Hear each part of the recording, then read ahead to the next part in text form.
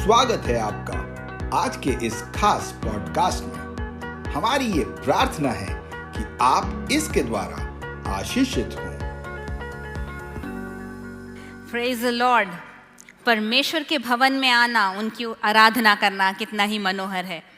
और सच में आज पवित्र आत्मा की उपस्थिति जो हमारे मध्य में थी, हम उसके लिए धन्यवाद देते हैं। हम परमेश्वर के भवन में उनकी आराधना करने आते हैं। और जैसे पासवान ने याद दिलाया, हम लोग एक सीरीज़ कर रहे थे रेवलेशन के ऊपर और प्रकाशित वाक्य की पुस्तक पर। पिछली बार हमने देखा था यीशु मसीह का प्रकाशन जो इस पुस्तक में से होता है, और उसको हम पूरी तरह कंप्लीट नहीं कर पाए थे, लेकिन आज उसी का भाग 2 हम कंटिन्यू करेंगे और यीशु मसीह के विषय में इस पुस्तक में क्या एक प्रकाशन दिया गया है वो जानेंगे। और आगे आज का जो भाग 2 है, वो उसका टाइटल मैंने रखा है प्रकाशित वाक्य भाग 2, एफिसस की कलीसिया। जो दूसरे अध्याय में जो पहली कलीसिया के लिए परमेश्वर के क्या वचन थे, क्या परमेश्वर ने संदेश दिया। तो इसके पहले कि हम वचन में जाएं, मैं आपको बताना चाहूँगी कि ये परमेश्वर का वचन हम तभी समझ सकते, तभी सीख सकते जब पवित्र आत्मा हमें उसे समझाए, वो हमारे जीवनों में प्रकाशित करे। इसीलिए हम सबसे पहले परमेश्वर की उपस्थिति में मांगेंगे प्रभु से कि वो हमें वचन को सिखाए। आइए हम प्रार्थना करें। स्वर्गीय पिता परमेश्वर, प्रभु हम आपकी उपस्थिति में आते हैं। प्रभु जी, हम जानते हैं प्रभु जी कि आपका वचन जीवित है प्रभु, और इस वचन हमारे जीवन में जब कार्य करता है तो प्रभु हम आपके नाम की महिमा के लिए एक जीवन बिता सकते हैं। प्रभु जी, इस समय पवित्र आत्मा हम आपसे मांगते हैं कि आप हमें गाइड करें, हमारे आँखों को खोलें, इस पवित्र शास्त्र में से बातों को समझने की, इसकी गूढ़ बातों को समझकर न केवल समझने के लिए किंतु उसके अनुसार अपने जीवन को बिताने में आप मदद करें। प्रभु जी, हे प्रभु मुझे लीजिए, अपने नाम की महिमा के लिए इस्तेमाल करिए। सब कुछ आपके हाथों में देते हैं, आदर महिमा आपको मिलने पाए, आप बढ़े और हम घटें, और यीशु आपका नाम जलाल पाए, यीशु के नाम में आमेन आमेन। जैसे हम जल्दी से एक रीकैप मैं करूंगी पिछली बार का जो हमने सीखा था। हो सकता है एक हफ्ते का गैप आ गया तो कुछ लोग भूल गए हों, या जो नए जुड़े हैं उनके लिए। जो प्रकाशित वाक्य का जो ये पुस्तक है, ये हमारी बाइबल का सबसे आखिरी पुस्तक है। और न केवल ये एक आखिरी पुस्तक है, अधिकतर लोग कहते हैं कि सबसे कम पढ़ा जाने वाला, सबसे कम समझा जाने वाला एक पुस्तक है। लेकिन हमने ये चाहा कि पूरी पुस्तक को तो नहीं हम स्टडी करेंगे, लेकिन उसके स्टार्टिंग के 2-3 अध्यायों को, जिसमें प्रभु यीशु ने अपने आप को और प्रकाशित किया है और बताया है, और कलीसियाओं को, 7 कलीसियाओं को जो संदेश दिया है, उससे हमारे जीवन में हम क्या सीख सकते हैं वो समझने के लिए हमने इसकी शुरुआत की थी। और हमने देखा था कि जो केंद्रीय विषय है इस पुस्तक का, प्रकाशित वाक्य का, अक्सर लोग सोचते हैं क्योंकि प्रकाशित वाक्य शब्द यूनानी अपोकैलिप्टो शब्द से आया है, और इंग्लिश में अक्सर आजकल अपोकैलिप्स का अर्थ लोग समझते हैं वो डूम्सडे या अंत होना, संसार का अंत। तो लोग यही सोचते हैं कि इसमें सिर्फ संसार के अंत के विषय में, यीशु का दोबारा आगमन, वो ट्रिब्यूलेशन पीरियड और 1000 साल का वो यीशु का जो राज, उन सब बातों के विषय में ही लिखा है। लेकिन हमने ये जाना कि इसका जो केंद्रीय विषय सिर्फ अंत के दिन नहीं है, प्रभु यीशु को हमारे सामने प्रकाशित करना है। प्रभु यीशु के विषय में कुछ बातों को और खुलासा करने का है इसका जो केंद्रीय विषय है। और उस प्रकाशन शब्द को इंग्लिश में अनवेलिंग भी कहते हैं। जैसे खास करके कहा जाता है कि विवाह में, खास करके इब्रानी विवाह में, जब दुल्हन आती है तो उसका मुंह पूरी तरह ढका रहता है, वेल से कवर्ड रहता है, और बिल्कुल आप उसका चेहरा नहीं देख पाते। और जब विवाह पूरा होता है उसके बाद ही वो वेल खुलता है।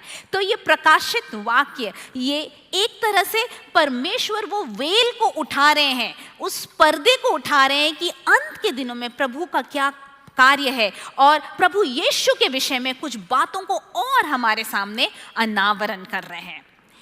इस पुस्तक में अगर हम देखें तो 22 चैप्टर्स हैं, अध्याय हैं, और कहा जाता है कि ये अकेला अलग नहीं है ये किताब। ये पुराने नियम से बहुत ही गहराई से जुड़ा हुआ, ऑलमोस्ट 800 बार पुराने नियम का डायरेक्ट रेफरेंस किया गया है।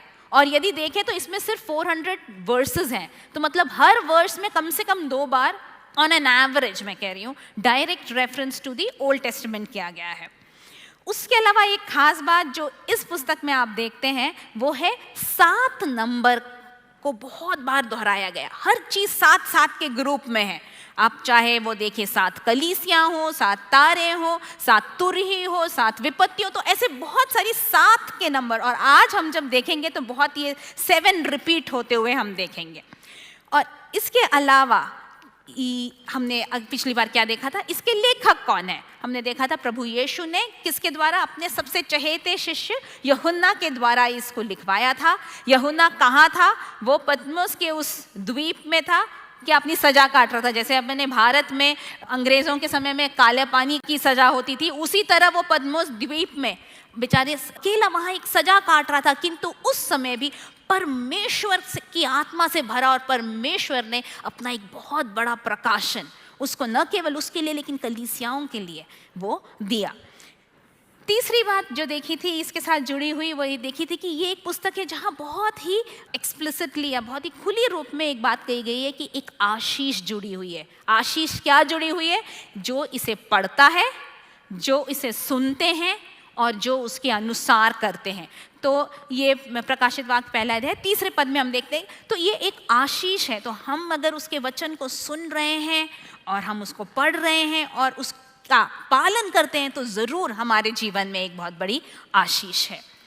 और अब मैं आऊंगी यीशु के प्रकाशन के विषय में। पिछली बार हमने इसको भी थोड़ा सा देखा था लेकिन ये पूरा कंप्लीट नहीं कर पाए थे। यीशु का जो प्रकाशन इस पुस्तक में, इसके पहले अध्याय में ही यीशु का एक प्रकाशन मिलता है और उसको मैं 2 भागों में बांटूंगी। सबसे पहला जो प्रभु यीशु ने अपने मुंह से अपने विषय में बोला, और यूहन्ना जो वो जानता था प्रभु के बारे में उस अनुसार वो परमेश्वर की स्तुति करता है, तो वो जो शब्द बोलता है, ये पहला भाग है। और दूसरा भाग है कि जब यूहन्ना प्रभु यीशु की आवाज को सुनता है तो पहले क्या होता है, उसको पीछे से आवाज आ रही होती है, तो वो क्या करता है, ये आवाज किसकी है देखने के लिए जब मुड़ के देखता है तो वो प्रभु यीशु को देखता है। एक प्रभु यीशु क्रूस पर मरे हुए मेमना जो वध के लिए आया वैसा नहीं, यीशु का एक ऐसा रूप जो महिमामय रूप, जो ग्लोरियस क्राइस्ट को वो देखता है।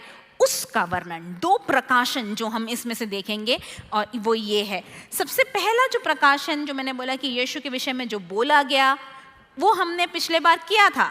हमने देखा था कि सबसे पहले प्रकाशित वाक्य पहला अध्याय उसके 5वें पद को मैं पढ़ना चाहूंगी। अगर आपके बाइबल्स हैं तो उसमें देख सकते हैं या स्क्रीन पे देख सकते हैं।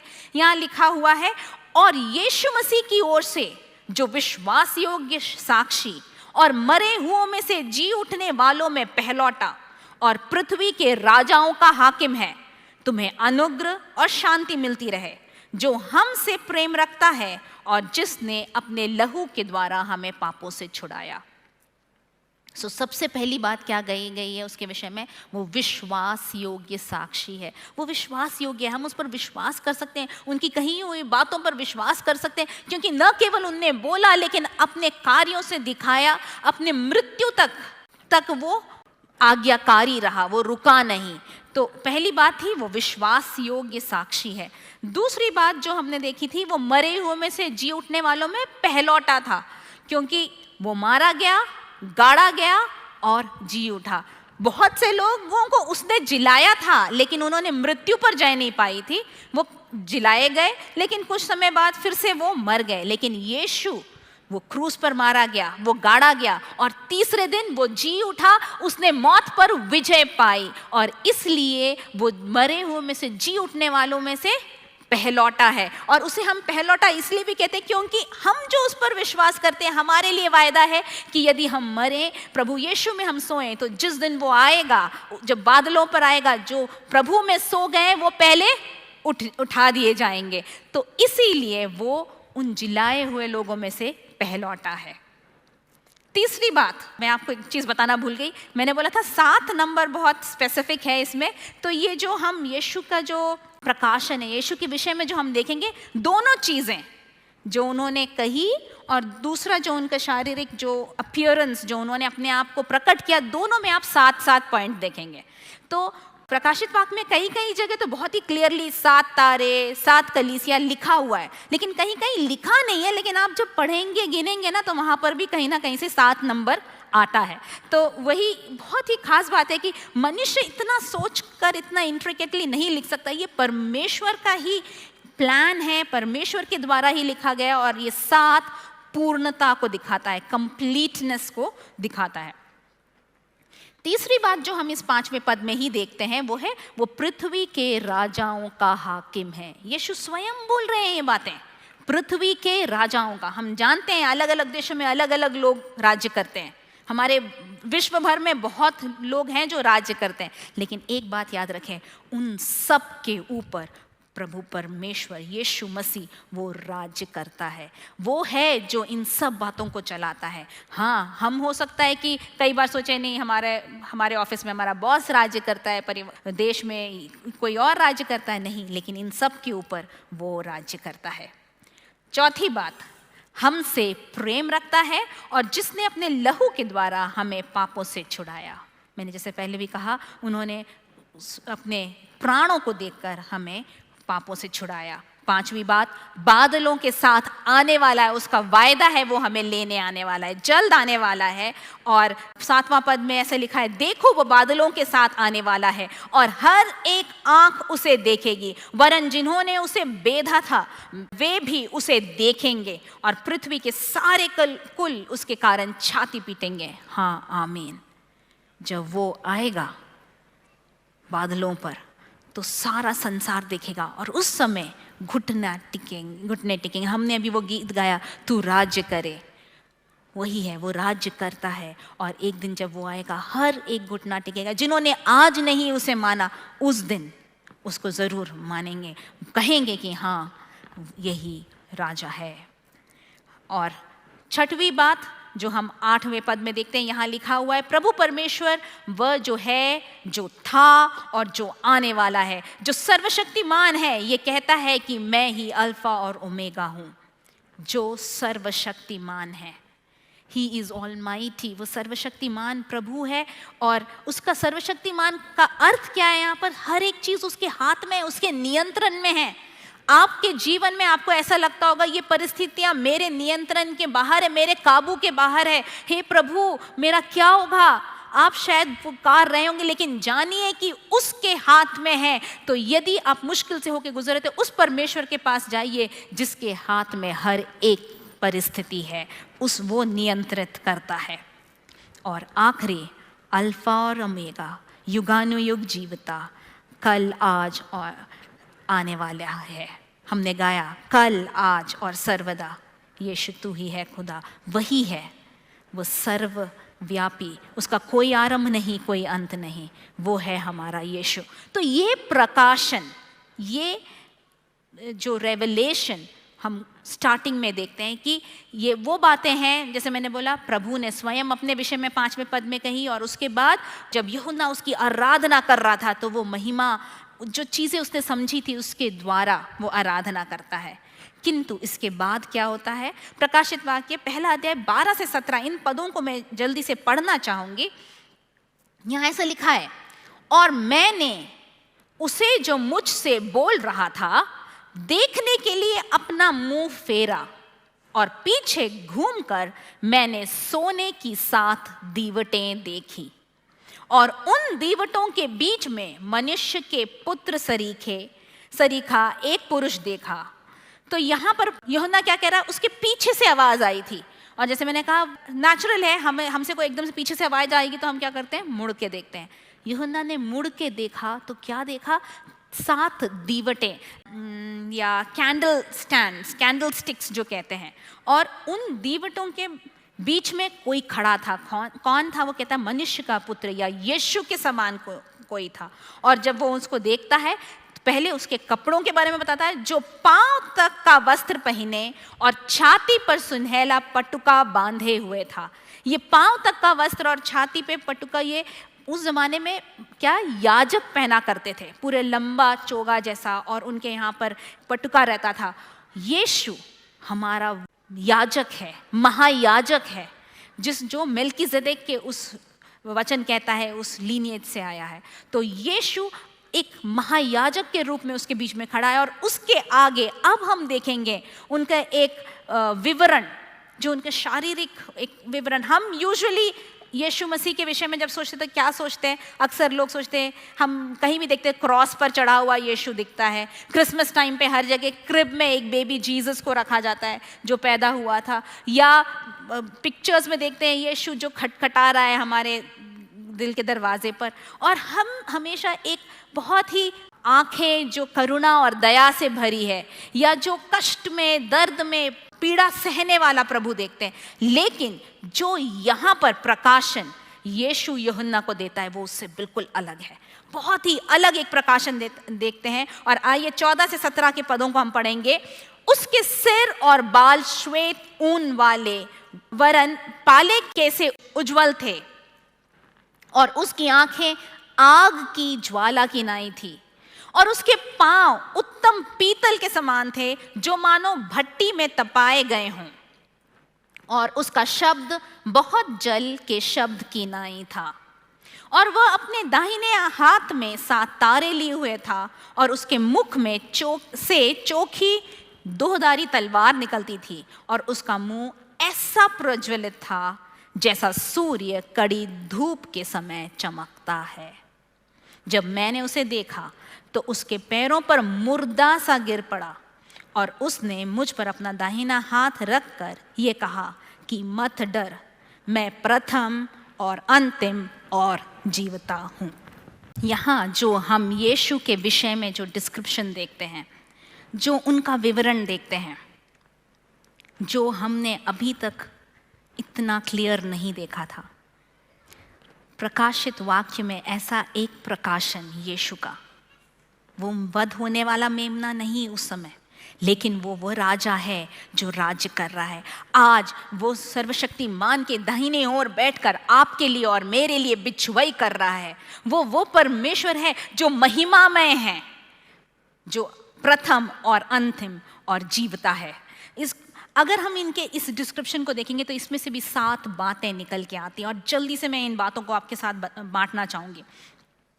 सबसे पहली बात यदि हम देखें तो क्या लिखा है? उसके बाल श्वेत ऊन वरन पाले के से उज्जवल थे। ये क्या दिखाता है? सफेद बाल हम बुजुर्ग लोगों को नॉलेज, बुद्धि, उसके साथ साथ, क्योंकि वो आरंभ है और वो अंत है, वो हमेशा से रहा है, वो तो है, साथ ही साथ उसकी महिमा को दिखाता है जो उनके श्वेत बाल के विषय में लिखा है। दूसरी बात, आंखें आग की ज्वाला की नाई। आंखों में से वो जो आग क्या है? आग एक्चुअली न्याय को दिखाता है, और हम सब जानते हैं आग के द्वारा ही हमारे कार्यों को परखा जाएगा। जो लकड़ी है, जो भूसा है, वो सब क्या है? भस्म हो जाएगा जलकर। किंतु जो सोना है जब वो आग में से होकर गुजरता है तो वो क्या? और शुद्ध होता है। यीशु की आंखें, ही इज एबल टू, वो देख सकते हैं। आपके जीवन में आप चाहे कितना भी कुछ भी छुपाने की कोशिश कर लें, लेकिन उसकी नजरों से वो बच नहीं सकता। उसकी आंखें आग की ज्वाला की नाई थी। उसके पांव कैसे? उत्तम पीतल के समान थे जो मानो भट्टी में तपाए गए हों। और ये भट्टी में तपाए आग क्या? जजमेंट का या न्याय के उस में से होकर गुजरा। उसने आपके और मेरे ऊपर जो न्याय आना था, जो मृत्यु आप और मैं जिसके हकदार थे, उसने उसको सह लिया, और आज वो उस पर जयवंत हुआ है। चौथी बात क्या है? उसका शब्द बहुत जल के शब्द की नाई था। उसकी आवाज में क्या था? महिमा था, गौरव, वैभव। इतना जोरदार एक आवाज। जब हम किसी की बुलंद आवाज को सुनते हैं तो हमें लगता है ना वो व्यक्ति बहुत स्ट्रांग है। यहाँ पर प्रभु यीशु की आवाज के विषय में लिखा है क्या? बहुत जल के शब्द की नाई था। पांचवी बात, दाहिने हाथ में 7 तारे लिए हुए था। ये 7 तारे यदि हम आगे देखेंगे तो ये 7 कलीसियाओं के स्वर्गदूतों को या दूतों के विषय में कहते हैं, हम उसको और डिटेल में बाद में देखेंगे। 6वीं बात जो लिखा है, उसके मुंह से चोखी दोधारी तलवार है, और उसका अर्थ ये नहीं कि एक तलवार ऐसे उसके मुंह से निकल रही है, किंतु वो उसको दिखाता परमेश्वर। तलवार क्या है हम जानते हैं, इफिसियों 6 में लिखा है परमेश्वर का वचन, और यीशु के विषय में क्या कहा गया है, वो वचन है। आदि में वचन था, वचन परमेश्वर के साथ था और वचन परमेश्वर था। तो वो वचन है जो दिखाता है, और यही वचन आपका और मेरा भी हथियार है। और 7वीं बात जो कहते हैं, उसका मुंह ऐसा प्रज्वलित था जैसे सूर्य कड़ी धूप के समय चमकता हो।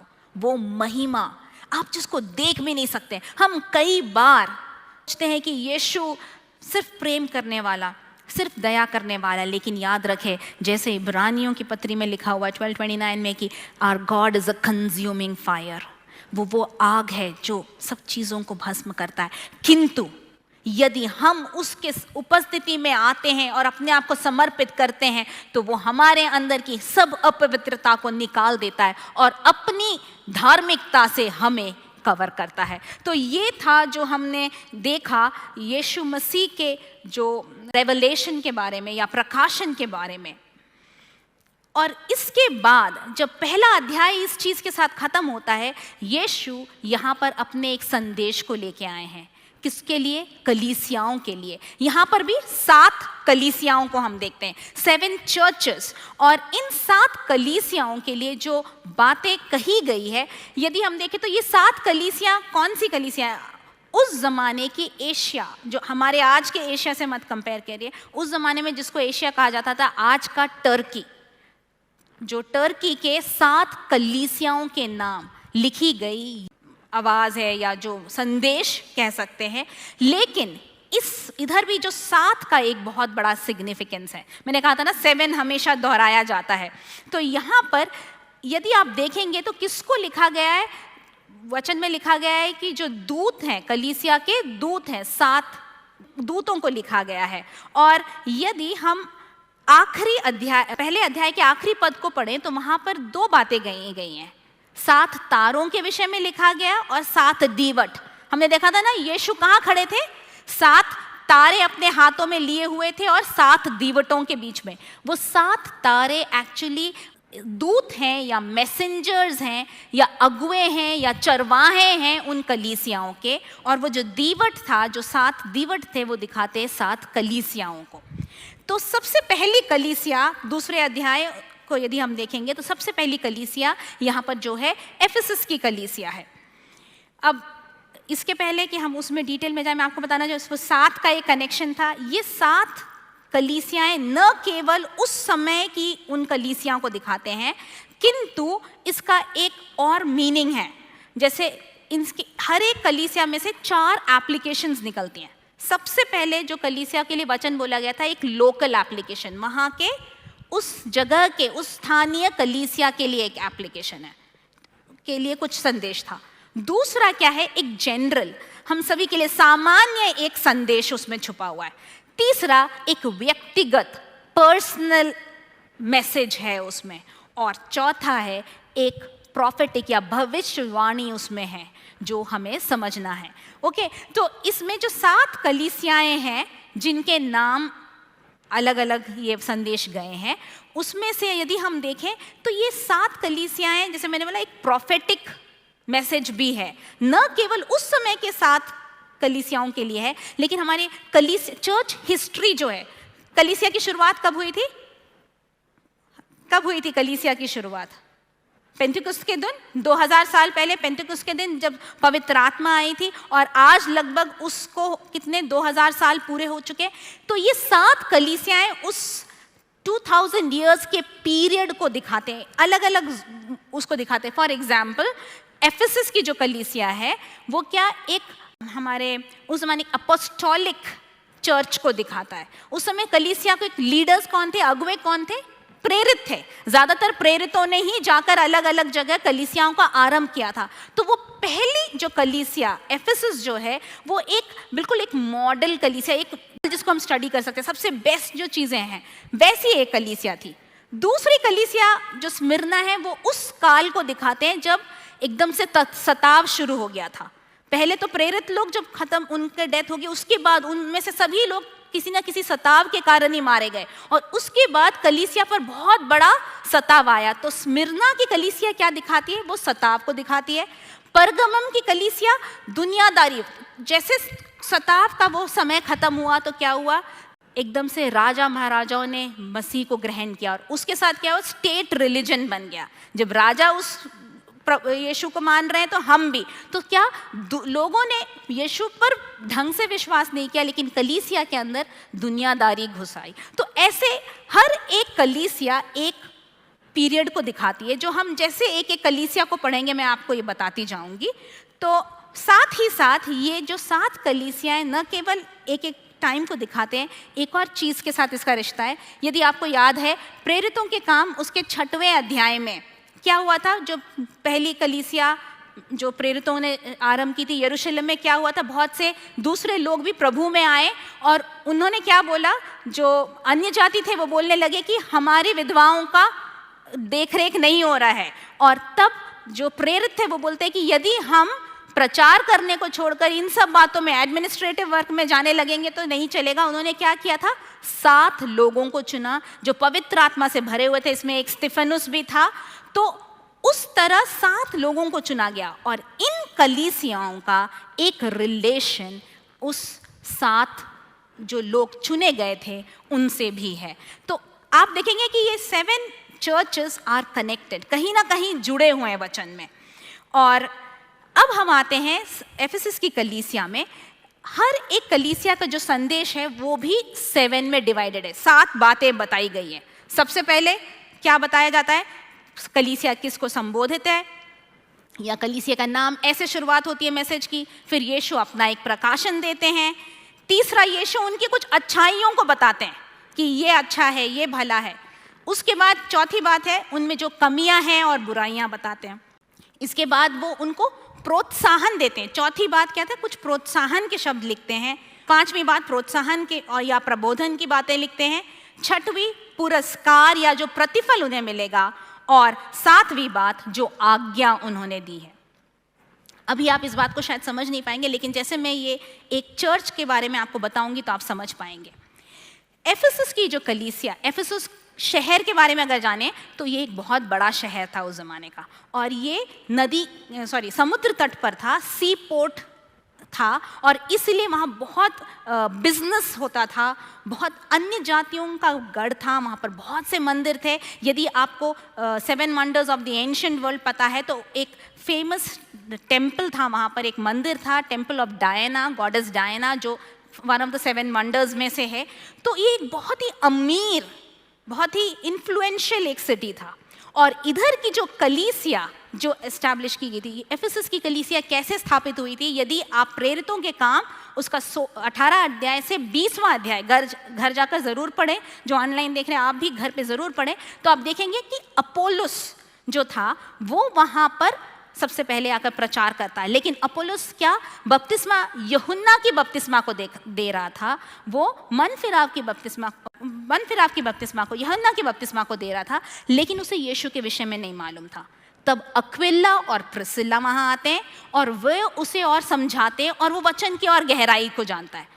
उसके बाद कौन आता है वहाँ पर, पौलुस आता है। और जब पौलुस वहाँ आता है और देखता है वहाँ ऑलमोस्ट 12 लीडर लोग थे वहाँ पे, और उनसे पूछता है तो आप लोगों ने पवित्र आत्मा को पाया है क्या? तो वो लोग बोलते हैं पवित्र आत्मा हमने तो सुना भी नहीं है। और तब पौलुस उन्हें वचन पूरी तरह बताता है। यीशु मसीह के बपतिस्मा को न केवल वो पाते हैं, लेकिन पवित्र आत्मा के बपतिस्मा को पाते हैं, और इस तरह एफेसस की कलीसिया का आरंभ होता है। तो आप देख सकते हैं कि बड़े प्रेरित के द्वारा ये कलीसिया का आरंभ हुआ। और ये यहाँ कहानी खत्म नहीं होती। इसके बाद पौलुस 3 साल एफेसस में रहकर परमेश्वर के वचन को सिखाता है। उसके बाद जेल में डाल दिया जाता है। तब वो क्या करता है, अपने खास जिसे उसने बेटा समझा था तिमोथियस को यहाँ का पास्टर के रूप में भेजता है, और तिमोथियस यहाँ का पासबान बनता है। जब पौलुस जेल में था, वो एफेसस के लोगों को एक पत्री लिखता है, जिसे हम एफिसियों की पत्री, एफेशियंस, उसके रूप में पढ़ते हैं। एफिसियों की पत्री का भी इस कलीसिया से एक जोड़ है। और न केवल वहाँ नहीं रुका, उसके बाद तिमोथी को भी 2 पत्र लिखे, पहला तिमोथियस और दूसरा तिमोथियस। उसकी भी बातें इसी कलीसिया में जो प्रॉब्लम्स थी, जो चीज़ें आ रही थी, उससे रिलेटेड है। तो आपने देखा किस तरह बड़े बड़े सेवक, जो लीडर्स थे यहाँ के, सारे बड़े बड़े थे। और यहाँ पर भी अंत नहीं होता। आखिरकार यूहन्ना, जो प्रभु यीशु का खास चेला था, वो स्वयं इस कलीसिया में आकर यहाँ पर उसने पासबानी की थी। तो हम देख सकते हैं कि बहुत ही बड़े पासबानों ने इस कलीसिया का आरंभ, न केवल आरंभ, उन्हें बढ़ाया था। और उसके बाद हम यहाँ पर देखते हैं कि प्रभु यीशु इस कलीसिया को क्या संदेश देते हैं। सबसे पहले, जैसे मैंने बोला, संबोधित किया हुआ है प्रकाशित वाक्य 2 अध्याय पहले पद में लिखा है एफिसस की कलीसिया के दूत को लिख। तो वहां नाम आ गया, किसको लिखा हुआ है? एफिसस की कलीसिया को। दूसरा क्या मैंने कहा था कि प्रकाशन, यीशु अपने विषय में कुछ बताते हैं। 7 बातें जो हम इस लेटर में देखेंगे या इस संदेश में देखेंगे। दूसरी बात क्या है? यीशु अपना प्रकाशन देते हैं। यीशु क्या बोलते हैं? जो 7 तारे अपने दाहिने हाथ में लिए हुए है और सोने की 7 दीवटों के बीच में फिरता है, वह यह कहता है। यीशु अपने बारे में बता रहा है कि क्या उसके हाथों में 7 तारे हैं। ये 7 तारे क्या मैंने बोला था? ये वो दूत है, वो मैसेंजर्स हैं, या लीडर्स हैं, या शेपर्ड्स हैं। हमें जानना है कि हमारे कलीसिया के जो लीडर्स हैं वो किसके हाथ में हैं, किसके नियंत्रण में? प्रभु यीशु के नियंत्रण में। आप शायद उनसे उतने खुश हो या ना हो, लेकिन प्रभु उन पर रूल करता है। तो आपको क्या करना है? अपने आप को उनके सामने, you have to submit to them. Next वो क्या कहता है? 7 दीवटों के बीच में है। यीशु अपनी कलीसियाओं के बीच में है। जब हम प्रभु यीशु के नाम में एकत्रित होते हैं, यदि हम उसके नाम में एकत्रित होते हैं, तो वो हमारे मध्य में है। He is interested in our lives, he is interested in our services. हमारी कलीसिया में हम आकर क्या कर रहे हैं, हम जब उसकी आराधना कर रहे हैं, तो वो उसमें इंटरेस्टेड है, वो ध्यान देता है। इसके बाद उसने अपने आप के बारे में बताया। अब आते हैं मेन पॉइंट में। तीसरी बात, वो यहाँ पर उनकी अच्छाइयों को बता रहा है। Here is a commendation, what's good. और इन पदों को मैं पढ़ना चाहूंगी। 2 अध्याय के 2 और 3 पद को। वहां लिखा है, मैं तेरे काम और परिश्रम और तेरा धीरज जानता हूं, और यह भी कि तू बुरे लोगों को तो देख नहीं सकता, और जो अपने आप को प्रेरित कहते हैं और है नहीं, उन्हें तूने परख कर झूठा पाया है। 3 पद, और तू धीरज धरता है और मेरे नाम के लिए दुख उठाते उठाते थका नहीं। 6वां पद, पर हाँ, तुझ में यह बात तो है कि तू निकुलियों के कामों से घृणा करता है। इसको भी गिनेंगे ना, 7 बातें हैं। वो कहता है, मुझे तुम्हारे काम मालूम है, तुम्हारी मेहनत मालूम है, परिश्रम। मैं आपको ये बताना चाहती हूँ, कलीसिया में जो हम प्रभु के लिए करते हैं, या हम विश्वासियों के रूप में जो करते हैं, हो सकता है आप अपने घरों में बैठ के प्रार्थना कर रहे हैं और आपको लगता है कोई मुझे नहीं देख रहा। हो सकता है आप सेवकाई कर रहे हैं कि दूसरों के सामने जो दिखती नहीं है, और आपको लगता है कोई मुझे नहीं देख रहा, कोई मुझे एक्नॉलेज नहीं कर रहा। लेकिन जानिए कि वो आपके कामों को देखता है, वो आपके परिश्रम को देखता है। जब आप मुश्किल से होकर गुजरते हैं और आप धीरज धरते हैं, तो वो देखता है कि आप धीरज धरे हुए हैं। इसके बाद ये कलीसिया न केवल परिश्रम कर रही थी, धीरज धरी हुई थी, लेकिन बुरे लोगों को जांच कर उन्होंने पहचाना था, जो अपने आप को प्रेरित कह रहे थे लेकिन प्रेरित थे नहीं। मतलब वचन पढ़कर वचन के अनुसार माप तौल कर रहे थे। डॉक्ट्रिनली स्ट्रॉन्ग एक चर्च है यहाँ पर। 3 पद में फिर कहता, मेरे नाम के लिए दुख उठाते उठाते थका नहीं। तो उन्होंने कष्ट भी सहे, क्लेश भी सहे, सताव भी सहा, और आखिर में कहता है कि निकुलियों के कामों से घृणा रखता है। यहाँ पर भी एक रॉन्ग डॉक्ट्रिन लेके आने वाले लोगों को उन्होंने पहचाना। यदि आप इसको देखेंगे तो ये एक ऐसी कलीसिया है जो प्रभु के लिए परिश्रम कर रही है, जो प्रभु के लिए सताव भी सह रही है, जो वचन में भी दृढ़ है, परफेक्ट है, और जिनके पासवान ऐसे लीडर्स थे जो प्रेरित थे, जो स्टार्टिंग के बिल्कुल नींव कहना चाहिए कलीसिया के, ऐसे लोग थे। तो हमें ऐसा लगता है कि ऐसी कलीसिया में कोई गड़बड़ तो हो ही नहीं सकती, कोई बुराइयां तो हो ही नहीं सकती। किंतु यहाँ पर यीशु एक बात कह रहे हैं, चौथी बात जो बुराई या जो कमी वो निकालते हैं वो हम देख सकते हैं प्रकाशित वाक्य 2 अध्याय उसके 4 पद में। यहाँ लिखा है, पर मुझे तेरे विरुद्ध यह कहना है कि तूने अपना पहला सा प्रेम छोड़ दिया। यह है जो बात जिस पर हमें ध्यान देनी है। यहाँ प्रेम छोड़ दिया के विषय में मैं 2 बात बताना चाहती हूँ। सबसे पहले उधर कहा गया है तूने अपना पहला सा प्रेम छोड़ दिया। उस वर्ड छोड़ने पर मैं जरा ध्यान दिलाना चाहती हूँ। तुमने वो प्रेम खो दिया नहीं कहा है, you have lost your first love नहीं लिखा है, you have forsaken your first love. तुमने अपने पहले प्रेम को त्याग दिया है। मेरे भाई और बहनों, कई बार जब हमारी चीज़ें कुछ खो जाती है तो हम क्या करते हैं, वो खोते कैसे, धोखे से हो सकता है। समझ लीजिए आपके पास कोई कीमती छोटी सी चीज़ है और वो कहीं एकदम से गिर गई, आपको पता नहीं चला, तो आप क्या बोलेंगे, खो गई है। लेकिन हो सकता है आप कहीं जाने की तैयारी कर रहे हो और आपने सामान, बहुत सारे सामान है, आपके बैग भर गया और आप देखिए अरे ये चीज़ ज़रूरी तो है लेकिन मेरे बैग में जगह नहीं है, तो आप क्या सोचते हैं, चलो इसको मैं छोड़ देता हूँ। वो आपने एक डिसीजन लिया है, आपने एक निर्णय लेकर उसे अलग किया है, छोड़ा है। और यहाँ परमेश्वर का वचन ये नहीं कहता कि तुमने उस प्रेम को खो दिया है गलती से या धोखे से, लेकिन वचन ये कहता है कि तुमने उस प्रेम को त्याग दिया। तो हमें सबसे पहले ये ध्यान रखना है कि हमारे जीवन में क्या वो पहला प्रेम है, क्या हमने उसे कहीं छोड़ दिया, क्या हम बहुत सारे कामों में बिजी हैं, प्रभु के लिए कार्य करने में बिजी हैं, वचन की गहराइयों में जाने में बिजी हैं, लेकिन वो पहला प्रेम हमने छोड़ दिया। दूसरी बात जो मैं आपको बताना चाहूँगी यहाँ पर प्रेम के विषय में वो यह है कि यहाँ सिर्फ ये लिखा है तुमने अपना पहला प्रेम छोड़ दिया। पहला प्रेम जो मेरे लिए था ऐसा नहीं कहा, या पहला प्रेम जो दूसरों के लिए, मसीहों के लिए था ऐसा नहीं कहा। उसका अर्थ क्या है, ये प्रेम सिर्फ प्रभु यीशु को जो प्रेम करते हैं उसके विषय में नहीं है, क्योंकि यहाँ पर हम किसकी बात कर रहे हैं, पहली शताब्दी की कलीसिया के विषय में। वो कलीसिया जो आपस में बहुत जुड़ी हुई थी, उन्होंने अपने सारी चीज़ों को क्या कर दिया था, बेच कर वो सारे एक साथ थे। तो न केवल वो प्रभु से प्रेम करते थे, न केवल सताव सहने को तैयार थे, लेकिन वो एक दूसरे के लिए भी जान न्यौछावर करने को तैयार थे उस कलीसिया से। तो आज जैसे मैंने कहा कि एक लोकल मैसेज था, आज आपके लिए एक व्यक्तिगत मैसेज इस कलीसिया के द्वारा ये है, क्या आपने अपने पहले प्रेम को त्याग दिया है? क्या आपने प्रभु से जो प्रेम था या अपने भाई बहन जो मसीह में भाई बहन हैं उनसे जो प्रेम था, क्या उसको त्याग दिया है? मेरे भाई और बहनों, ये समय है, जब मैं ये वचन पढ़ रही थी तो इस बात को मेरे को परमेश्वर की आत्मा मुझे ये छू रही थी कि क्या वो तुमने कहीं से गिरे हो। आगे हम इसके आगे जो हम देखते हैं महावचन ये कहता है, पांचवी बात जो हम सीखते हैं वहाँ प्रोत्साहन के द्वारा यीशु क्या कहते हैं, सो स्मरण कर कि तू कहाँ से गिरा है और मन फेरा और पहले के समान काम कर, और यदि तू मन न फिराएगा तो मैं तेरे पास आकर तेरी दीवट को उस स्थान से हटा दूंगा।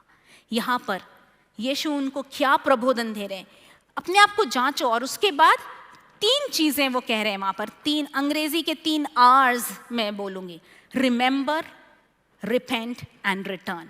याद करो कि कहां से तुम गिरे हो, कब तुमने वो उसको छोड़ दिया। दूसरी बात क्या, मन फिराओ, प्रभु यीशु के पास वापस आओ। और तीसरी बात, मन फिराकर पहले के समान उस प्रेम में लौट आओ। मेरे भाइयों और बहनों, ये समय है कि जब ये कलीसिया को जो प्रभु ने वचन दिया था, आज हमारे जीवन में हमें टटोल के देखना है क्या ये वही है। और आखिर में यीशु उनसे क्या कर रहे हैं, उनको एक पुरस्कार बता रहे हैं या प्रतिफल बता रहे हैं, जो जय पाए मैं उसे जीवन के पेड़ में से जो परमेश्वर के स्वर्गलोक में है फल खाने को दूंगा। यदि हम उस जो हमने कमी है उस पर हम जय पाते हैं, हम उसकी आज्ञाओं को मानते हैं, तो क्या जीवन के वृक्ष, ये कौन सा पेड़ है जो अदन की वाटिका में था, और आदम और हवा ने जब पाप किया था तो यीशु ने, परमेश्वर ने क्या किया था, उसको अलग कर दिया ताकि वो उस वृक्ष के फल को न खाएं।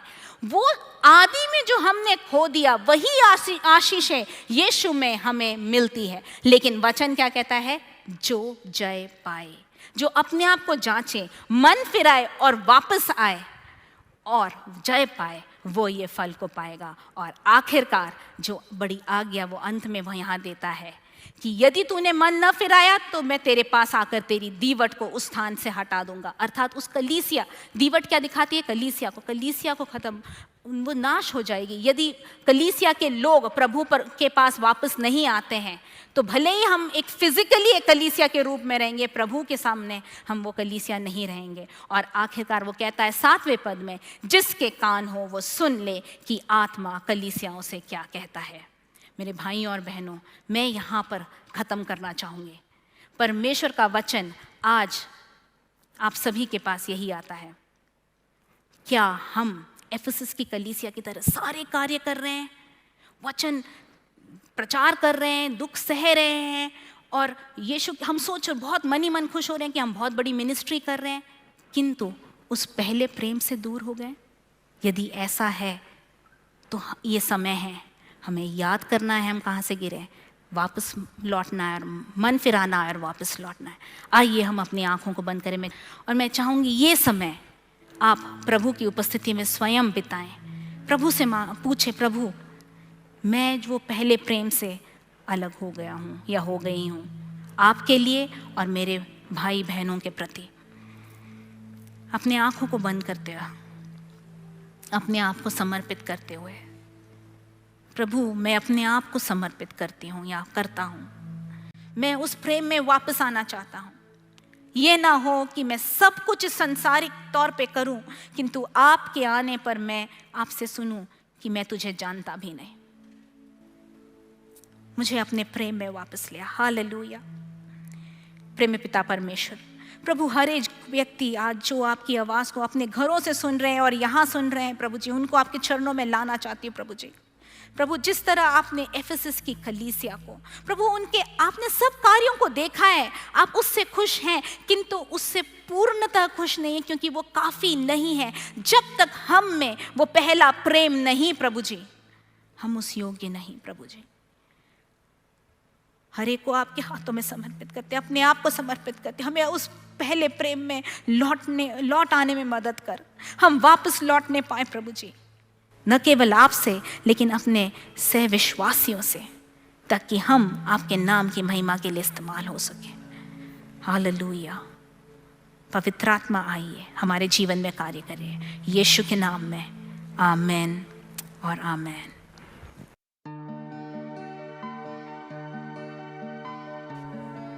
हमारे साथ जुड़ने के लिए धन्यवाद। यदि आप हमारे कलीसिया के बारे में और जानकारी चाहें या इस पॉडकास्ट से संबंधित कोई कमेंट हो तो आप हमें ईमेल कर सकते हैं।